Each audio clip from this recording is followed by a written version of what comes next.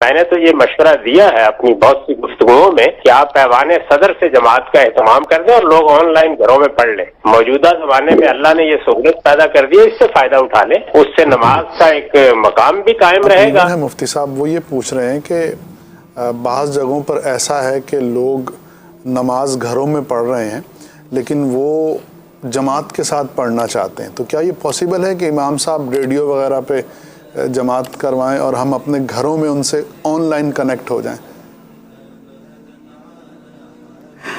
देखिए, रेडियाई नमाज जो है ना वो नहीं होती, और जमात जो है उसके लिए शरीयत ने जो चीज़ें बयान की हैं वो यही हैं कि इमाम आगे होता है, मुक्तदी पीछे होते हैं। ठीक है, सबसे पहली बात। अब मुझे ये बताएं कि जहाँ से ये ऑनलाइन जमात हो रही होगी उसमें इमाम आगे होगा या पीछे होगा? अल्लाह आलम।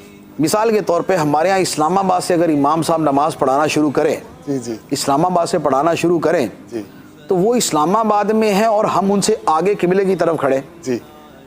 हम तो कराची में, मिसाल के तौर पे मैं कराची में हूँ, ठीक है, अच्छा फैसलाबाद वाले, लाहौर वाले या आपके उकाड़े वाले, ये तो सारे इमाम से आगे खड़े हो जाएंगे, तो नमाज कैसे होगी? इमाम का मतलब होता है जो आगे हो। ठीक। तो पहली बात तो ये है कि ये जो रेडियो की या टीवी की इस तरह जमात होगी, ऑनलाइन जमात होगी, उसमें ये शर्त ही नहीं पाई जाती। ठीक है। इमाम साहब बेचारे पीछे खड़े हुए हैं, मुक्तदी सारे ही आगे बढ़ के खड़े, ये कोई बात ही नहीं बनती ना। एक बात। दूसरे नंबर पे ये है कि शरीयत ने बाकायदा इसके उसूल बयान फरमाए हैं आइम्मा मुज्तहिदीन ने कि इमाम और मुक्तदी के दरमियान इतना फासला होना चाहिए। कितना फासला? वो फरमाया है कि अगर मस्जिद वगैरह है तो फिर तो वैसे तो यही है कि सफ़े पास पास होनी चाहिए, ठीक, लेकिन अगर मस्जिद है तो तब भी जितना भी फासला हो जाए वो एक जगह शुमार करके नमाज हो जाएगी, एटलीस्ट नमाज हो जाएगी।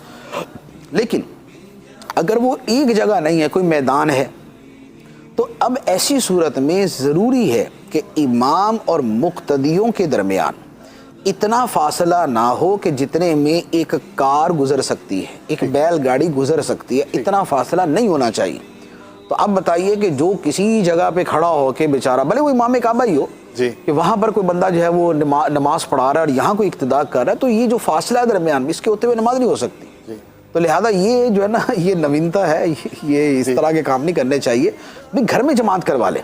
अगर आपने जमात से नमाज पढ़ने का बहुत शौक़ है और मस्जिद में जाने की सूरत नहीं बन रही, तो घर में जमात करवा लें। घर में जमात की सूरत है, बच्चे को खड़ा कर लें, एक बच्चा है दाईं तरफ खड़े कर लें, 2-3 बच्चे हैं तो पीछे खड़े कर लें, बड़े हैं तो मर्द आगे खड़ा हो जाएगा, बकिया मर्द पीछे खड़े हो जाएंगे। या अगर मिसाल के तौर पे अपनी सिस्टर्स के साथ, मदर के साथ, वाइफ के साथ नमाज पढ़ते हैं तो खुद आगे खड़े हो जाएंगे, औरतों की सफ़ पीछे हो जाएगी, पीछे खड़े होगी। फासले से या फौरन ही? नहीं, वो जो सफ़ का फासला होता है, इतना सफ़ का फासला होता है। और अगर ये है कि एक इमाम है, 2 बच्चे हैं, बाकी जो है ना वो औरतें हैं, तो मर्द आगे खड़ा होगा, बच्चे उसके पीछे होंगे और औरतें उसके पीछे होंगी। तो इन अहकाम पे अमल करके नमाज पढ़ सकते घर के अंदर। माशाअल्लाह।